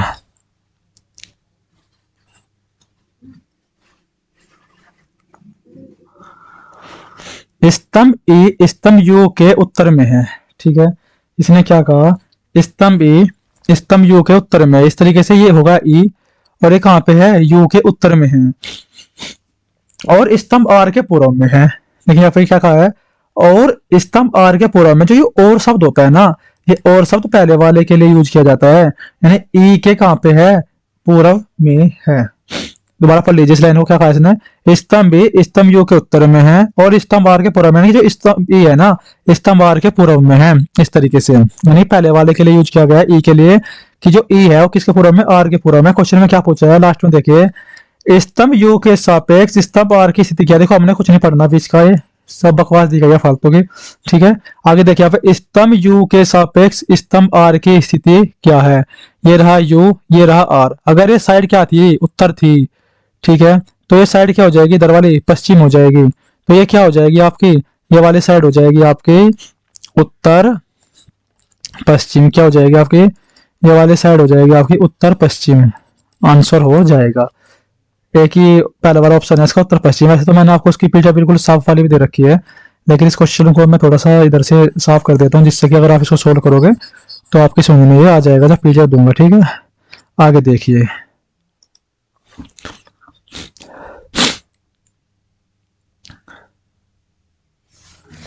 Question number 132। P Q R S और दोस्त है, पी क्यू आर एस और दोस्त है, कोई छोटा हुआ है यहाँ पे। P Q R S are friends are there, okay कोई बात नहीं। पी क्यू आर एस क्या है, दोस्त है। आर क्यू से लंबा है, इनकी लैंग्वेज ही थोड़ी बेकार है मोख बनाने की, इन्होंने वेरीफाई नहीं कर रखी है, पर कोई बात नहीं। आर क्या है, आर क्यू से लंबा है लेकिन एस से छोटा है। आर क्या है, एस से छोटा है। टी एस से लंबा है, जो टी है वो एस से लंबा है। और पी सबसे छोटा है, पी सबसे छोटा हो गया तो सभी में सबसे लंबा कौन है, टी सबसे लंबा हो जाएगा। आपका आंसर डी। चलिए क्वेश्चन नंबर 133। एक रैंकिंग सूची में जिसमें केवल एक व्यक्ति विशिष्ट रैंक रखता है, 40 फुटबॉल खिलाड़ियों की सूची में जतिन का स्थान 15वां है। जो जतिन है, जतिन का स्थान कितना है, यानी कि 15वें नंबर पे आता है जतिन, 15th है। आगे देखिए, यदि सूची में मनोज के नीचे केवल 8 खिलाड़ी हैं, तो जतिन और मनोज के बीच कितने फुटबॉल खिलाड़ी है, एक बात देखें यहाँ पे। मान लीजिए इस तरीके से, ये क्या हो गया आपका 15वें नंबर पे आपका जतिन हो गया, ठीक है। अगर मनोज के नीचे केवल 8 खिलाड़ी है तो मनोज का नीचे से स्थान कौन सा हो जाएगा, मनोज का नीचे से स्थान हो जाएगा यहाँ पे आपका 9वें नंबर का। कितना हो जाएगा, 9वें नंबर का। तो मनोज का ऊपर से स्थान कितने नंबर का होगा। जब भी आपको इस तरीके से नंबर निकालना है ऊपर से, अगर राइट से दिया है लेफ्ट से निकालना है, तो जितने भी टोटल खिलाड़ी होते हैं, टोटल प्लेयर होते हैं, टोटल मेंबर होते हैं, उसमें एक ऐड कर दीजिए सबसे पहले। 40 में एक ऐड करोगे तो कितना हो जाएगा, 41 हो जाएगा। और अगर आपको राइट से निकालना है लेफ्ट से निकालना है, जो भी आपको साइड दे रखी है उसको माइनस कर दीजिए, तो कितना आ जाएगा यहाँ पे 32 आ जाएगा। यानी कि जो मनोज है वह कितने स्थान पर है, यहाँ पे 32वें स्थान पर है। कितने स्थान पर है, 32वें स्थान पर है। तो इसमें क्या करना है आपको, आपको ये बताना है कि इनके बीच में कितने मेंबर है। तो मेंबर निकालने के लिए आपको रैंक निकालनी पड़ेगी। रैंक निकालने का मतलब होता है डिस्टेंस निकालनी पड़ेगी। रैंक निकाल लो या डिस्टेंस बोल लो। अगर आपने डिस्टेंस निकाल ली और आपको मेंबर निकालना है, तो डिस्टेंस में से एक माइनस कर दो। क्या कर दो, डिस्टेंस में से एक माइनस कर दो, तो यहाँ पे क्या आ जाएगा आपका, मेंबर आ जाएंगे। इस तरीके से गलती नहीं करनी। देखो यहाँ पे 32 में से 15 माइनस करो तो आपकी क्या आ जाएगी, डिस्टेंस आ जाएगी। 12 में से 5 गए 7, 2 में से 1 गया 1, और मेंबर निकालने के लिए 1 माइनस कर दो तो कितना आ जाएगा, 16 आंसर आ जाएगा। अगर आपको समझ नहीं आ रहा है, मान लीजिए देखो, अगर हम बेसिक भी करके दिखाता हूँ आपको। 5 आदमी मान लीजिए, ए बी सी डी ए हो गए। अगर ए का स्थान पहले नंबर का है, ई का स्थान 5वें नंबर का है, तो इनके बीच में कितने आदमी हैं, 5 में से मैंने 1 कम किया, क्यों किया 1 माइनस, क्योंकि 5वें नंबर पे पहले नंबर पे कितना है 4। लेकिन इनके बीच में तो आदमी कितने बैठे हुए हैं, 1 2 3 बैठे हुए हैं। तो जो ये निकल के आता है, ये आदमी नहीं आते निकल के, डिस्टेंस निकल के आती है या रैंक निकल के आती है। कैसे दिखाता हूँ, देखो यहाँ पे इनके बीच का गैप देखो आप। यहाँ पे गैप कितना, एक का एक गैप ही हो गया। ये कितना गैप होगा, 2 गैप ही हो गया। तीसरे नंबर का गैप ही हो गया, चौथे नंबर का गैप ही होगा। इस तरीके से क्या निकल के आती है, डिस्टेंस निकल के आती है। यानी कि 4 प्लेस पर 3 आदमी बैठे हुए हैं। इस तरीके से हम क्या करते हैं, डिस्टेंस में से 1 माइनस करके आपका टोटल मेंबर निकालते हैं। तो ये तो मैंने एग्जांपल आपको समझाया है, लेकिन पेपर में ऐसे थोड़े करोगे आप। तो पेपर में तो आप ऐसे करोगे ना। कितना आंसर आ जाएगा इसका, 16 आंसर आ जाएगा। चलिए क्वेश्चन नंबर 134 पर। यदि नीचे दी, तो इसके लिए क्या करते हैं, इसके लिए करते हैं जिग जैग फिगर बनाते हैं। जेड के अपोजिट आपका यू है, एक्स के अपोजिट आपका डब्ल्यू है, वी के अपोजिट आपका वाई है। तो क्या है, वी के अपोजिट आपका वाई हो जाएगा, ये आपका सही आंसर हो जाएगा। क्या आंसर आएगा आपका? वाई आंसर आ जाएगा। ठीक है, अगर आपको इस तरीके का कोई फिगर हो तो थोड़ा जेड बना लीजिए, आपका आंसर सेट हो जाएगा इस तरीके से। ठीक है, बन जाएगा आपका फिगर। ठीक है, चलिए क्वेश्चन नंबर 135 पर, निम्नलिखित वर्गों के बीच संबंधों को सबसे बेहतर ढंग से दर्शाने वाले वेना रेखा चयन कीजिए। देखिए यहाँ पे कुर्सी और मेज दोनों अलग अलग चीज होती है। इस तरीके से कुर्सी को मेज नहीं कहा जा सकता, मेज को कुर्सी नहीं कहा जा सकता, लेकिन दोनों को फर्नीचर कहा जा सकता है। इस तरीके से मान लीजिए ये आपकी चेयर है, ये आपकी टेबल है, और ये क्या हो जाएगा? आपका फर्नीचर हो जाएगा। कर लोगे ऐसे? ठीक है, जो भी ऑप्शन होगा वो आपका आंसर होगा। क्वेश्चन नंबर 136, एक निश्चित कूट भाषा में ऑर्बिट को SHAQN, प्लांट को ये लिखा जाता है, तो प्लूटो को कैसे लिखा जाएगा? देखो यहाँ पे कोडिंग कर रखी होगी। कोडिंग कैसे भी हो सकती है, cross coding, forward coding, back coding, reverse coding, यानी बहुत सारी कोडिंग होती है, कैसे भी किया जा सकता है। तो हमको उसको पहचानना है। O 15 हो गया, R का मतलब 18 हो गया, B का मतलब 2 हो गया, I का मतलब आपका 9 हो गया, T का मतलब 20 हो गया, S का मतलब आपका 18 हो गया, S 19 होता है, सॉरी S 19 हो गया। ठीक है, 18 तो आपका R होता है। ठीक है, देखो यहाँ पे ये कितना हो गया? S आपका 19 हो गया, और H 8 हो गया, A 1 हो गया, Q 17 हो गया, N 14 होगा। अब देखो कोडिंग पहचाननी है। 15 से 1 माइनस हो रखा है यहाँ पे 14, और 20 से 1 माइनस हो रखा है 19। बस ऐसे ही कर लो। P का क्या होगा? 1 माइनस होकर यहाँ पे 15 हो जाएगा, और O से 1 माइनस करोगे तो क्या हो जाएगा? N हो जाएगा। जिस भी ऑप्शन में शुरू में N लास्ट में होगा वो आपका क्या हो जाएगा? आंसर हो जाएगा। एक ही ऑप्शन है B, NO वाला, ये आपका आंसर हो गया। क्वेश्चन नंबर 137, दिए गए शब्दों को अंग्रेजी वर्णमाला क्रम में व्यवस्थित कीजिए। देखिए सभी के 5 से शुरू है, तो 5 को छोड़ दीजिए, क्योंकि ये वाला ऑप्शन भी 5 से शुरू है, ये भी 5 से शुरू है, तो 5 का तो कोई मतलब है नहीं करने का। अब बस आपको क्या देखना है? देखो यहाँ पे 1 है, 4 है, 2 है, 4 है। अगर आपको पता लग जाएगा कि कौन पहला आएगा, बस आंसर हो जाएगा आपका सेट। लेकिन आपको सबसे पहले क्या करना है इस क्वेश्चन में? यहाँ पे देखना है कि कॉमन क्या क्या है। तो MIS कॉमन है, MIS कॉमन है, इनमें तो दिमाग लगाना ही नहीं बिल्कुल भी। तो इनमें दिमाग नहीं लगाओगे तो ये किससे शुरू होगा? 19 से शुरू होगा, ये किससे शुरू होगा? 19 से शुरू होगा, 19 9, और ये 19 और 5 से शुरू होगा, ये 20 से शुरू हो जाएगा। आपको एक बात देखनी है क्या, कि ये 20 है तो सबसे लास्ट में आएगा ना ये। भैया तो 19 से शुरू होने वाले हैं, तो पहले तो तीसरे की लड़ाई लड़ेंगे, लेकिन बेचारे तो लास्ट में आएगा। लास्ट में इसमें 4 होगा, वही आपका आंसर होगा। 137 क्या हो जाएगा आपका? डी ऑप्शन हो जाएगा। पूरा करने की जरूरत भी नहीं है आपको, एक ही ऑप्शन से हो जाएगा। ठीक है, क्वेश्चन नंबर 138, यदि निम्नलिखित श्रृंखला को जारी रखना हो तो कौन सी आकृति प्रश्नवाचक चिन्ह के स्थान पर आएगी? तो ऐसा क्वेश्चन करने के लिए आपको दूसरी और तीसरी फिगर को पकड़ लेना है, और आपका आंसर मैच कर जाएगा। देखो यहाँ पे सबसे पहले अपने ऑप्शन देखिए। हमारे ऑप्शन में यहाँ पे 2 लिखा हुआ है, यहाँ पे 2, यहाँ पे D लिखा हुआ है, यहाँ पे N। यानी कि अगर हम इस वाली कंडीशन को देख ले कि यहाँ पे क्या आएगा, तो ये मान के चलिए आप 2 ऑप्शन को कम से कम एलिमिनेट हो ही जाएंगे। देखो यहाँ पे तो ये D कहाँ से उठ के आया? इस वाली फिगर से। जो यहाँ पे कोने पे फिगर थी नहीं, यहाँ पे D भी चली गई। तो यहाँ पे देखें, यहाँ पे जो N था, तो ये यहाँ पे आ जाएगा N। मेरे को लगता है तो क्वेश्चन खत्म हो गया। जिस भी ऑप्शन में हमारा N से शुरू है वही आंसर होगा, तो ऑप्शन D हमारा क्या हो जाएगा? आंसर सेट हो जाएगा। देखो एक बार की में हो गया। अगर आपको थोड़ा और वेरीफाई करना है तो क्या करोगे? ये 2 कहाँ से आया? ये 2 आपको उठ के आया यहाँ से, इस कोने से, इस तरीके से। तो यहाँ पे क्या आ जाएगा? बीच में प्लस आना चाहिए यहाँ पे। तो यहाँ पे क्या आएगा? आपका प्लस आएगा। एक बार देख लेते हैं। देखो प्लस है, और करने की जरूरत नहीं है, आपका आंसर सेट है। क्वेश्चन नंबर 139, दी गई आकृति में कितने त्रिभुज है? देखें यहाँ पे आपको पता होगा 3 त्रिभुज तो इसमें होते हैं, 3 इसमें हो जाएंगे 6, एक यहाँ पे हो गया 7, एक यहाँ पे हो गया 8। कितने इसमें? 8 है। कोई आपको एक्स्ट्रा दिख रहा हो तो बताओ, मेरे को कोई बन भी नहीं रहा होगा इसमें तो एक्स्ट्रा। तो कितना आंसर आ जाएगा इसका? आपका इसमें 8 आंसर आ जाएगा। क्वेश्चन नंबर 140 पे चलते हैं। 140 क्या कहता है? यहाँ पे बताना है माँ, महिला, पिता, सॉरी पति। देखिए यहाँ पे मैं यहाँ पे आपको लेके चलता हूँ। मान लीजिए हो गई मदर, ये हो गई यहाँ पे विमेन, और ये होगा यहाँ पे हस्बैंड। आप मेरे को ये बताओ, देखो भाई हस्बैंड तो इनमें से अलग होगा सब, ये तो दोनों औरत है। हस्बैंड जो होता है मेल होता है, ये क्या होता है? पहली बात तो यहाँ पे मेल होता है, और ये क्या होती है? फीमेल होती है। ये भी फीमेल, ये भी फीमेल। अगर आपको क्वेश्चन पूरा सोल्व भी नहीं करना ना, तो ये तो होगा नहीं इसका आंसर, क्योंकि मेल फीमेल तो दोनों अलग अलग होगी। ठीक है, बाकी ये डी वाला ऑप्शन भी नहीं होगा। और ये बात बी की और सी की, देखो इसको चेक कैसे करेंगे? क्योंकि इसमें तो सम का रिलेशन है, यहाँ पे किसका रिलेशन है? सम का रिलेशन है। और यहाँ पे क्या रिलेशन है? ये ऑल का रिलेशन है। और जो ये हस्बैंड है ये तो अलग ही दे रखा है दोनों में। तो हमें हस्बैंड वाला तो मेल वाला तो पढ़ना ही नहीं है, ठीक है। हमें पढ़ना क्या है फिर, देखिए यहाँ पे अगर मैं इधर से पढ़ूं, क्या सभी औरत माता होती है? जी नहीं, सभी औरत माता नहीं होती, लेकिन सभी माता तो औरत होती है ना भाई। अगर ये आपका मदर हो जाए, क्या ये विमेन नहीं होगी? क्या होगी? तो भाई सभी माता औरत होती है, लेकिन सभी औरत माता नहीं होती है। तो लेकिन ये ऐसे बन जाएगा आपका, ये मदर, ये विमेन और आपका ये हस्बैंड हो जाएगा। जो भी आपका ऑप्शन करेक्ट बैठ रहा है वो आपका आंसर हो जाएगा, ठीक है। तो बस समझ में आ गई ना आपकी।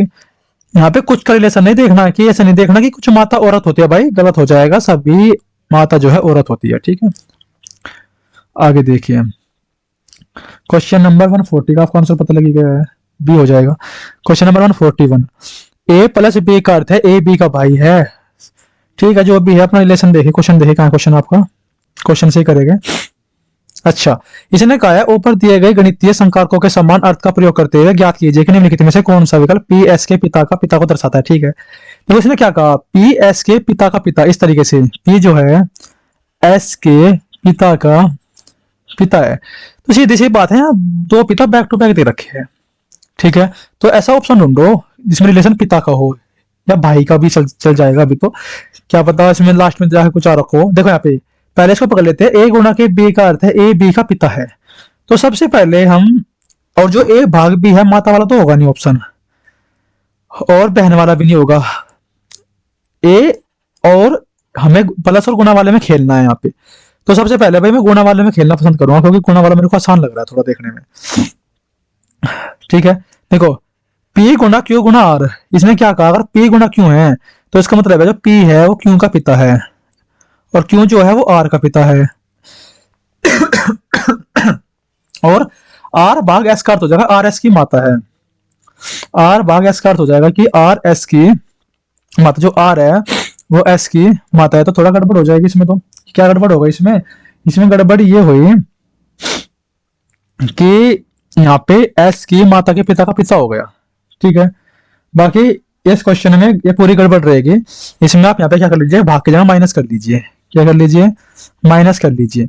अगर R माइनस एस होता तो क्या हो जाता, R S की बहन हो जाती, क्या हो जाती, R S की बहन हो जाती। तो क्या हो जाता है, S के पिता का पिता हो गया ना, P S के पिता का पिता हो गया, तो आपका बी आंसर हो जाता है इसमें, ठीक है। इसमें करेक्शन करना था, बाकी क्यों करना है इसमें करेक्शन, क्योंकि बाकी तो इस तरह कोई रिलेशन बनेगा नहीं। देखो P प्लस के क्यों करके दिखाता हूँ आपको, ऑप्शन है। अगर P प्लस से क्यों होता, P क्यों का भाई है, चलो मान लिया P क्यों का भाई है, क्यों भाग है कि ये क्या है, प्लस है, क्यों भाग है यहाँ पे, क्यों भाग आर, क्यों भाग आर का मतलब क्या हो जाता, क्यों आर की माता हो जाती। देखो कहाँ रिलेशन बन रहा है यहाँ पे, आर गुणा क्या हो जाता, आर एस का क्या हो जाता, पिता हो जाता। देखिए यहाँ पे एस के पिता का क्या बन गया है, माता का भाई बन गया, मामा बन गया, तो पी तो गलत हो गया इसमें। और पी माइनस के क्यों में करता मैं, जो पी है, पी क्या हो जाता है यहाँ पे, पी क्यों का भाई है, बिल्कुल।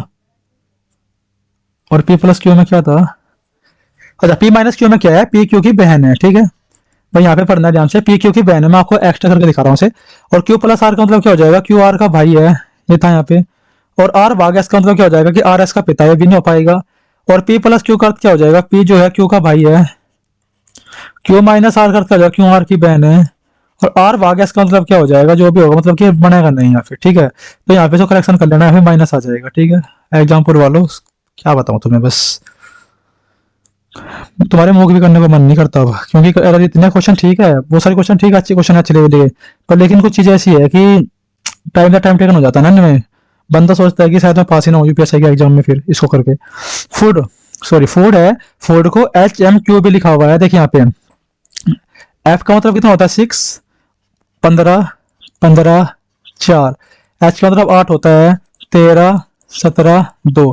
आपको क्या दिखाई दे रहा है, पहले 2 जुड़े हुए हैं, फिर 2 घटे हुए हैं, 2 जुड़े हुए हैं, 2 घटे हुए हैं।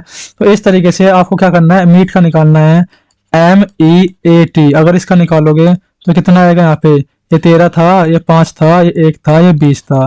पहले 2 जोड़ दीजिए 15 आ जाएगा, 2 घटा दीजिए C आ जाएगा, 2 जोड़ दीजिए C आ जाएगा, 2 घटा दीजिए 18 आ जाएगा। किस पे आ जाएगा आपका, R आ जाएगा, OCCR। ऑप्शन क्या हो जाएगा आपका, OCCR से ऑप्शन डी आपका आंसर हो जाएगा, ठीक है। चलिए क्वेश्चन नंबर 143, देखो 143,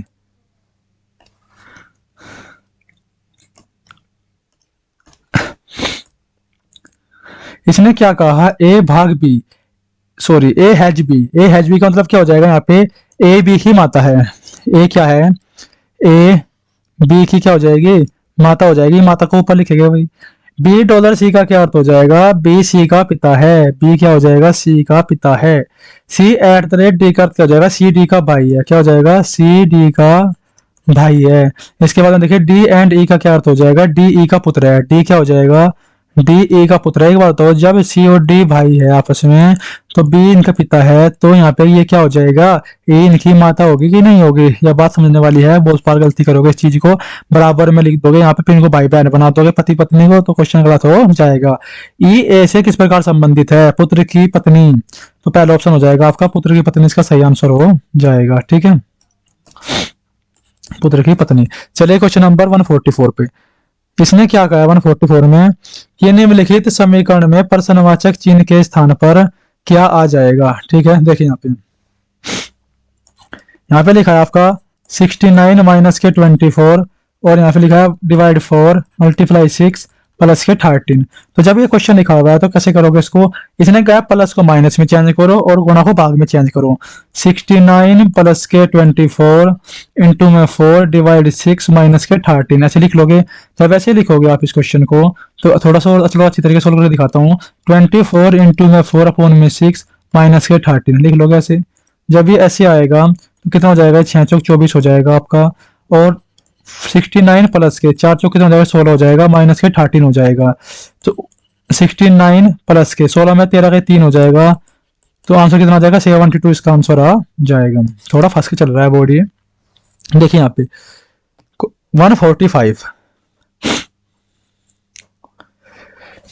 145 में क्या कहा इसने कहा है 9 11 14 18 29 36 सीरीज को पूरा करना है। तो कैसे करोगे, तो इसी क्वेश्चन को करने के लिए कुछ नहीं करना, थोड़ा कॉमन सेंस लगाना है और आराम से क्वेश्चन हो जाएगा, पैनिक नहीं करना है, आसान क्वेश्चन होते हैं ये वाले। ठीक है, में डिफरेंस देखना कितना का डिफरेंस है, 9 में 2 का डिफरेंस है, 9 और 2 11, 11 में 3 का डिफरेंस है, 11 3 14, 14 में 4 14 और 4 18 होता है। आपकी बार कितने का डिफरेंस आएगा, 5 का आएगा, 18 5 कितना होता है, 23 हो जाएगा आपका आंसर।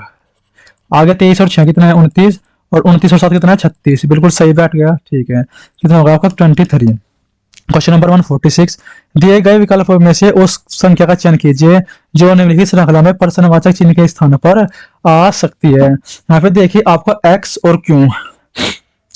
ठीक है, देखिए यहाँ पे 24 होता है, 24 में 3 का 21, 21 में 3 का 18, 18 में 3 का 15, 15 में 3 का 12, 12 में से 3 गया, कितना बचेगा, 9 बचेगा। जो भी ऑप्शन आई से शुरू है वही आपका आंसर हो जाएगा। क्वेश्चन नंबर 146 का कितना हो जाएगा, ए आंसर हो जाएगा। क्वेश्चन नंबर 147 देखिए, निम्नलिखित श्रृंखला को ध्यानपूर्वक पढ़िए। ऐसी कितनी संख्या है जो एक प्रतीक के बाद और एक प्रतीक के पहले आती है, यानी सीधी सी बात यह है, दो प्रतीक के बीच में एक संख्या आनी। मैंने क्या कहा, मैंने कहा दो प्रतीक के बीच में एक संख्या आनी है, बस इतना ही लॉजिक पकड़ना है, बाकी कुछ नहीं। जैसे कि दो प्रतीक हो गए, इनके बीच में एक संख्या हो गई, जैसे कि दो प्रतीक यहाँ भी हो जाते, नहीं हुआ, देखो यहाँ पे भी नहीं है, दो प्रतीक हो गए, इनके बीच में एक संख्या हो गई, और एक प्रतीक हमने छोड़ दिया वाला, इनके बीच में एक संख्या ये हो गई। ठीक है, तो आपका आंसर कितना हो जाएगा, देखो यहाँ पे संख्या दिखाई दे रही है ना, आपको ऐसे ही ढूंढना था, तो इसका आंसर 3 हो जाएगा। ठीक है, इसके अलावा कोई और देख रहा हो तो बता देना मेरे को। क्वेश्चन नंबर 148, दिए गए विकल्पों में से उस संख्या का चयन कीजिए जो निम्नलिखित श्रृंखला प्रश्नवाचक चिन्ह के स्थान पर आ सकती है। ऐसा क्वेश्चन हमने अभी अभी किया है। मैंने क्या कहा था, कुछ नहीं करना, पैनिक नहीं होना है, बस डिफरेंस देखना है कितना हो जाएगा यहाँ पे। जैसे कि 11 और 3 14, 14 और 5 19, पहले 3 का डिफरेंस हो गया और 5 का, बार 7 का डिफरेंस हो गया, तो 3 5 7, अब की बार कितने का डिफरेंस होना चाहिए, 9 का आना चाहिए, फिर 11 निकालना चाहिए। तो यहाँ पे 11 का डिफरेंस आने पे कितना बचेगा, 46 में से 11 का कितना बचता है, 35 बचता है, तो आपका आंसर कितना हो जाएगा, 35 हो जाएगा। 26 में 9 जोड़ोगे तो ये भी 35 आ जाएगा। क्वेश्चन नंबर 149 देखिए, निम्नलिखित अक्षर श्रृंखला प्रतीक श्रृंखला को देखे और प्रश्न का उत्तर दे।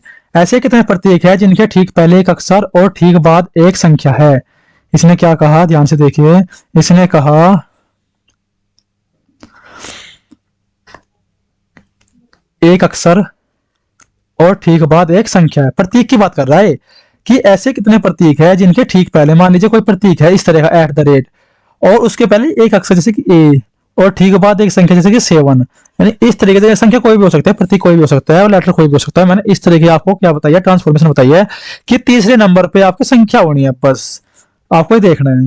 जैसे कि आप इस क्वेश्चन में देखोगे, जेड आपका लेटर तो हो गया, इसके बाद आपका क्या आना था, एक प्रतीक आना था, वो नहीं है। सी एक लेटर तो हो गया, इसके बाद प्रतीक भी, लेकिन एक संख्या नहीं है।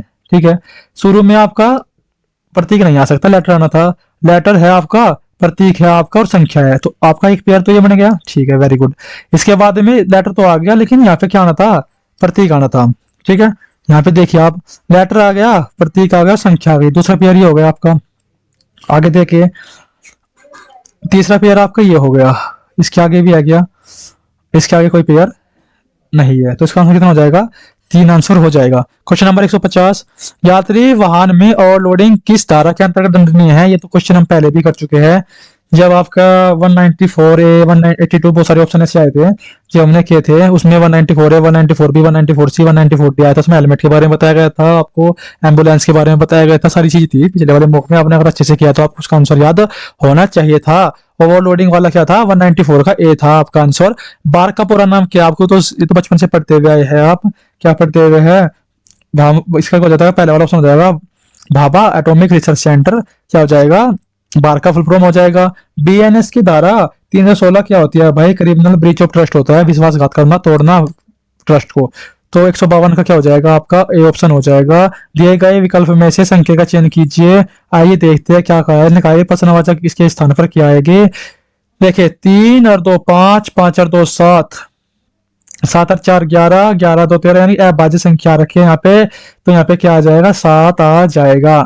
6 दूनी 12, दूनी 24, दूनी 48, दूनी 96, यहाँ पूछता तो यहाँ कितना आ जाता, 96 आ जाता, यानी कि मिक्स है। क्या सीरीज है ये, आपकी मिक्स्ड सीरीज है ये, तो इसको क्या करना है, सीरीज को देख के चलना है। रात गश्त के दौरान एक व्यक्ति बंद दुकान के पास संदिग्ध व्यवहार करता दिखता है, पुलिस को क्या करना चाहिए। क्वेश्चन एंड सर्च पोलाइटली, उसको रोके, उससे पूछे प्यार से कि भाई यहाँ रात तो क्या कर रहा है। निम्नलिखित में से कौन सी विकल्प आकृति नीचे दी गई आकृति पैटर्न को पूरा करेगी। सबसे पहले तो क्या होगा भाई, आपका ये इस तरीके से ट्रायंगल बनेगा पूरा का पूरा। ठीक है, ट्रायंगल बन जाएगा और ये ट्रायंगल के बाहर से ऐसे आएगा पूरा का पूरा, फिर आपका सर्किल बनेगा इस तरीके से, फिर ये लाइन ऐसे जाएगी, फिर ये लाइन आपकी ऐसे जाएगी आगे तक, और फिर ये आपकी ऐसे मुड़ जाएगी, यानी कि ऐसा कोई ऑप्शन होगा, देखते हैं। इस लाइन से पकड़ लीजिए, अगर ऐसी लाइन कोई मुड़ी हुई है, देखो यहाँ पे मुड़ी हुई लाइन दिख रही है, इसमें तो कोई है नहीं ऐसी लाइन। ठीक है, आपके किस किस ऑप्शन में है, बी वाले ऑप्शन में भी है, ए वाले ऑप्शन में भी है और डी वाले ऑप्शन में भी है। इसके बाद आपको क्या दिखना है, वो बाहर से इसमें लाइन आ रही है, इसमें लाइन आ रही है, सर्किल बाहर नहीं है, सर्किल क्या है, सर्किल बाहर नहीं है, वाला ऑप्शन भी नहीं होगा। ठीक है, तो इस तरीके से ट्रायंगल है, इस तरीके ट्रायंगल है, इस तरीके से ये भी है, ये भी है। लेकिन एक बात गौर फरमानी है कि जो सीधी लाइन है, सीधी लाइन से ऊपर एक लाइन हो रहा है और वह लाइन कहाँ पे, यहाँ पे है, सिर्फ ऑप्शन डी इसका आंसर हो जाएगा, ये भी नहीं होगा। ठीक है, चलिए क्वेश्चन नंबर 156 पर, भारतीय संविधान बनाने में कुल कितना समय लगा। 2 साल 11 महीने 18 दिन लगे। ये तो आप बचपन से पढ़ते हुए हैं, कभी कभी पेपर में आ जाता है लगभग 3 साल, क्या जाता है लिखा हुआ, लगभग 3 इयर्स लिखा आ जाता है, तो उसको भी थोड़ा ध्यान में रखना है। क्वेश्चन नंबर 150 और 157, इसमें क्या गया, जब एक शब्द और संख्या व्यवस्था मशीन को, यानी कि इनपुट आउटपुट वाला क्वेश्चन है, ये पढ़ते हैं। इनपुट में क्या दे रखा है, गेट 2086 जस्ट नोट, इस तरीके से आपको कोई इनपुट दे रखा है और उसके इनपुट 1 जो है, यानी कि आउटपुट के रूप में आपको क्या मिला फाइनली, वो देखते हैं जाके। इन्होंने सबसे पहले जो सबसे बड़ा नंबर है उसको तो लास्ट में लिखे गए है, 86 को। ठीक है, कहाँ पे गया है, सबसे लास्ट में गया, लेकिन लेटर के हिसाब से जो सबसे फर्स्ट है इनमें, जैसे यहाँ पे जी पे 7 है और जे पे 10 है, एन पे 14 है, एफ पे 6 है, बी पे 2 है, एस पे 19 है। इस तरीके से सबसे पहले उन्होंने क्या लिखा है, आपको यहाँ पे 2 लिखा हुआ है सबसे पहले। ठीक है, यानी कि सबसे छोटे नंबर को ये सबसे आगे उठा के लेके आए। ठीक है, सबसे पहली बात ये इनपुट 1 में। आगे देखते हैं इनपुट 2 में वो क्या है। 2 से बाद में इन्होंने क्या किया, देखो जो 2 वाला नंबर था इसको तो आगे खिसका दिया, और जो जस्ट इससे बड़ा नंबर था 6 उसको पहले लेके आए हैं इससे। ठीक है, जो यहाँ पे 86 था, 86 को हमने सबसे पहले लिखा था, लेकिन जो जस्ट इससे छोटा नंबर था हम उसको लेके आए इसके बाद में। इसके बाद में इन्होंने क्या किया है, अगले वाले नंबर में देखो 2 यहाँ पे आ गया तीसरे पॉइंट पे, 6 यहाँ पे रह गया। जो 6 से बड़ा था 7 वो इससे पहले आ गया। और यहाँ पे पहले हम 86 को लेके आए थे, फिर 71 को लेके आए थे। अब की बार किसको लेके आए हम, 67 को लेके आए हैं।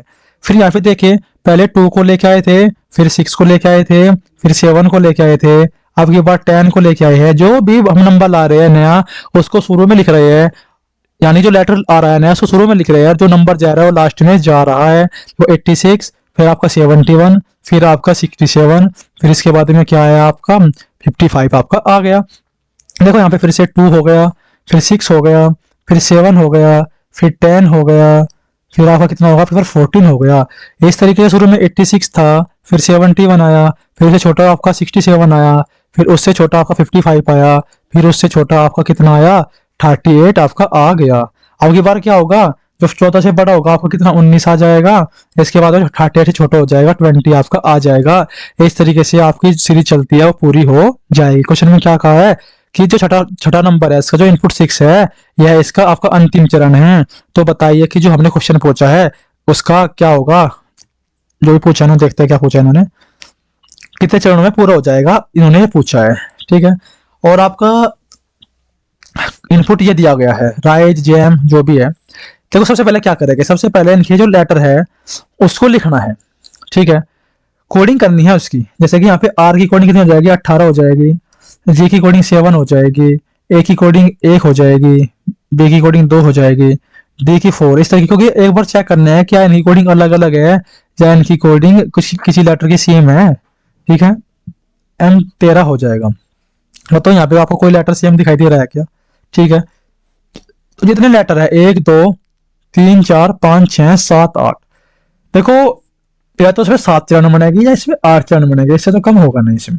ठीक है, एक बार इसको चेक करें, क्योंकि अगर सीधा मान लो हमारे पास टाइम नहीं बचा एग्जाम में तो इतना तो सोच पाओगे आप कि एक बार लेटर लिख लो और उसमें काउंट करके देख लो कि 7 या 8 चरण में इसका आंसर आएगा, यानी कि 5 और 6 तो नहीं आएगा। आ सकता था कैसे, ये इस तरीके से आ सकता था। वैसे तो इसका आंसर 8 ही आएगा। क्यों, क्योंकि हम क्या करते जा रहे हैं, छोटे को इधर, फिर इसके बड़े को इधर, इसके बड़े को इधर, इसके बड़े को इधर, ऐसा करते जा रहे हैं। कोई भी नंबर सेट नहीं होगा।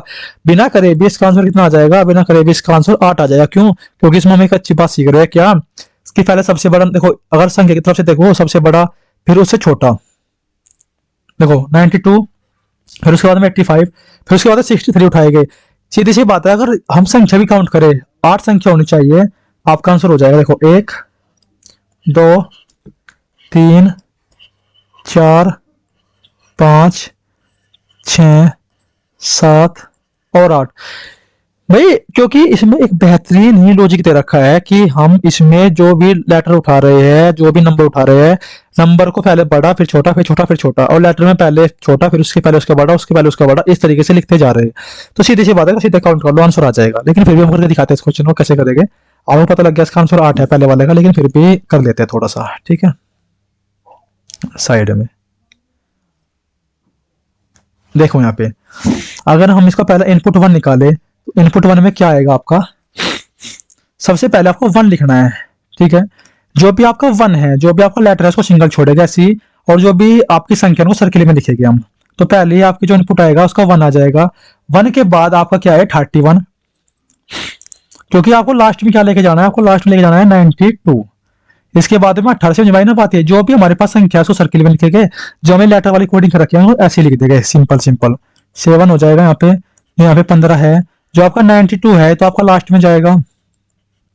ठीक है, इसको तो लास्ट के लिए छोड़ देंगे। 47 आपका एम हो चुका है, इसको काट के चले यहाँ से। ये आपका एम हो चुका है, शुरू में ए लिख दिया हमने। यहाँ पे आपका 2 आ जाएगा, यहाँ पे आपका 25 आ जाएगा। ये हम इसलिए लिख रहे हैं ऐसे जिसे कि क्वेश्चन करने में हमें कोई दिक्कत ना हो। ठीक है, यहाँ पे कितना हो जाएगा आपका 56 हो जाएगा। रुको एक सेकेंड,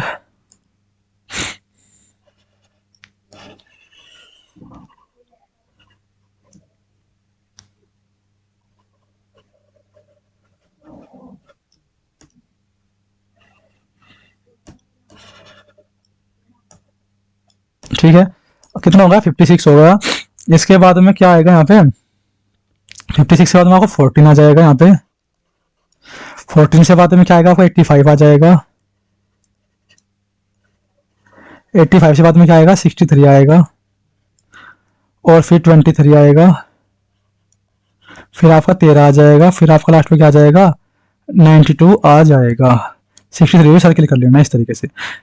यानी ये बात आपकी समझ में आ गई। इस तरीके से इसकी क्या बननी है, इस तरीके से इसका मशीन का यूज करते हुए इसको बनाना है। ठीक है, कर लोगे इसको। पहले का आंसर कितना हो जाएगा, 8 हो जाएगा। आगे देखिए इसने क्या कहा, चरण 4 के बारे में। चरण 4 के बाएं से 7वें स्थान पर कौन सी संख्या है, यानी कि चरण 4 तो बनाना पड़ेगा। तो आगे भी देख लेते हैं इसमें क्या होगा। तो थोड़ा सा छोटा छोटा कर लेते हैं इसको। ये आएगा इधर, देखो यहाँ पे इसको रब करके साइड में लिख लेता हूँ। अब मैं इसको स्पीड से करता हूँ, थोड़ा टाइम नहीं लगाना इसमें। देखो कितना था यहाँ पे 13 था, और यहाँ पे कितना था, यहाँ पे आपका 92 था, जो भी आपके लास्ट में आई एक संख्या थी। ठीक है, अब इसके आगे देखिए दूसरा स्टेप क्या होगा इसका। दूसरे स्टेप में क्योंकि आपने 1 तो यूज कर लिया, आपके पास 2 आएगा, तो 2 1 आपको क्या आ जाएगा, 2 आ जाएगा यहाँ पे आगे निकल के। और आपने देखा आपकी बार 85 जाएगा आपका पीछे। ठीक है, दूसरे स्टेप में क्या हो जाएगा, 2 1 बाकी सेम 92 और 85। ठीक है, तो तीसरे स्टेप में क्या आएगा आपका, देखो 2 भी हो गया, इससे 2 से बड़ा क्या है, 2 से बड़ा आपका आएगा 4। यहाँ पे हो जाएगा 4 2 1 बाकी सेम हो जाएगा आपका 92 85, और 85 से छोटा क्या हो जाएगा आपका 63। ये बात समझ में आई आपके। तो चौथे स्टेप में क्या आएगा आपकी बार, देखो 4 भी होगा, 4 से बड़ा क्या है आपका, 4 से बड़ा 7 आ जाएगा, 7 4 2 1 बाकी तो ऐसे लिखना है आपको। 31 आपका आ जाएगा ऐसे, 18 आ जाएगा आपका ऐसे, 7 आ जाएगा यहाँ पे, 15 आ जाएगा आपका यहाँ पे। ठीक है, 47 आ जाएगा यहाँ पे, और लास्ट में चलते चलते इस तरीके से आपको कहाँ तक जाना है, 63 से बाद में आपको 56 आ जाएगा आपकी बार, यानी कि 92 85 63 और कितना हो जाएगा आपका आपकी बार 56 हो जाएगा। क्वेश्चन में इसने क्या पूछा था, ये बाएं से 7वें स्थान पर कौन सी संख्या आएगी, 1 2 3 4 5 6 7। एक बार चेक कर लेते हैं इसको। चौथे वाले पोर्शन में कितना आएगा आपका, 7 4 2 1 31 आपका 18, और आपका यहाँ पे 7 हमने 2 बार लिख दिया है, इसको नहीं लिखना था क्योंकि हमने अब की बार क्या किया था हमने, क्योंकि हमने यहाँ 7 लिखा था, तो 7 तो नहीं आएगा आपका। तो क्या हो जाएगा 1 2 3 4 5 1 2 3 4 5 6 7, तो 7वें नंबर पे आपकी संख्या क्या आएगी, 15 आएगी। शॉर्ट करने के चक्कर में क्या हुआ हमने। ठीक है, क्वेश्चन नंबर 156 का ये पूरा पूरा सोल्यूशन बनाया गया है यहाँ पे। जैसे यहाँ पे 31 मैंने आपको ये भी समझा दिया है कि R18 G7 कैसे आया हुआ है, और वैसे मैंने आपको सीधा ये भी दे दिया था कि इसका सीधा आंसर 8 आएगा। लेकिन फिर भी जो इसका फुल सोल्यूशन है यहाँ पे देखिए, यहाँ पे लिखा हुआ है पूरा का पूरा कितना इनपुट बने हैं, इसके 8 इनपुट बने हुए हैं। सबसे पहले मैंने क्या किया, सबसे पहले आपको समझा दिया था मैंने कि जो ये सर्किल वाले नंबर है ये तो आपके इसमें दे रखी है गिनती। ठीक है, बाकी जैसे एम है, एम का फिर मैंने वन लिख लिया, तो 1 यहाँ पे लिख दिया।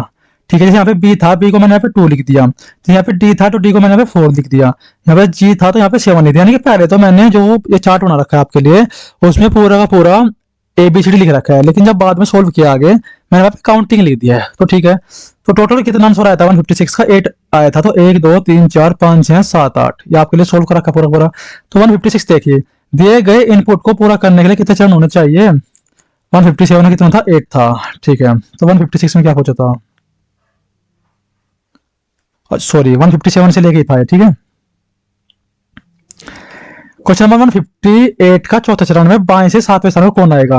तो आपको ये बात समझ में आई होगी कि सबसे पहले हमने क्या किया, छोटे वाला लेटर लिखा 1, फिर नेक्स्ट स्टेप में क्या लिखा 2 लिखा, फिर उससे नेक्स्ट स्टेप में 4 लिखा, फिर 1 2 4 7 लिखा, 1 2 4 7 13 लिखा, 1 2 4 7 13 14 लिखा, 1 2 4 7 13 14 18 लिखा, 1 2 4 7 13 14 18 23 लिखा। यानी सबको समझा चुका हूँ मैं आपको इसमें, लेकिन फिर भी क्या है मैंने इसके लिख दिया है आपके लिए।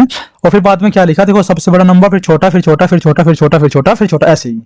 तो जो 158 है, 158 का कितना था यहाँ पे 7वां चरण, चौथे चरण का 7वां। देखो 1 2 3 4 5 6 7, तो क्या था इसका आंसर 15 था, क्योंकि बोर्ड फंस के चल रहा था आपको पता ही है, तो इसलिए मैंने वीडियो पॉज करके मैंने इसको नोट कर लिया है। ठीक है, पूरा लिख दिया आपके लिए। क्वेश्चन नंबर 159 निम्न है यहाँ पे 31 से 25 है, तो यानी कि देखना है रहा आपका 25 लास्ट में, तो कौन चरण है, 7th चरण है आपका। तो इसका आंसर क्या हो जाएगा, 159 का 7th हो जाएगा। आपको मैंने तरीका बता दिया कैसे करना है, और यहाँ पे नोट भी कर दिया है, तो इसको देख के इसको सोल्यूशन कर लेना, ठीक है। थोड़ी प्रॉब्लम हो रही है, बोर्ड में दिक्कत हो रही है। देखो क्वेश्चन नंबर 160, कागज की एक वर्गाकार शीट को बिंदीदार रेखा के साथ क्रम से दिखाई गई दिशाओं में मोड़ा गया है और अंत में छेद किया जाता है, तो खोलने पर कैसा दिखाई देगा। देखो यहाँ पे आपका सी है, यहाँ पे डी है, यहाँ पे वी है।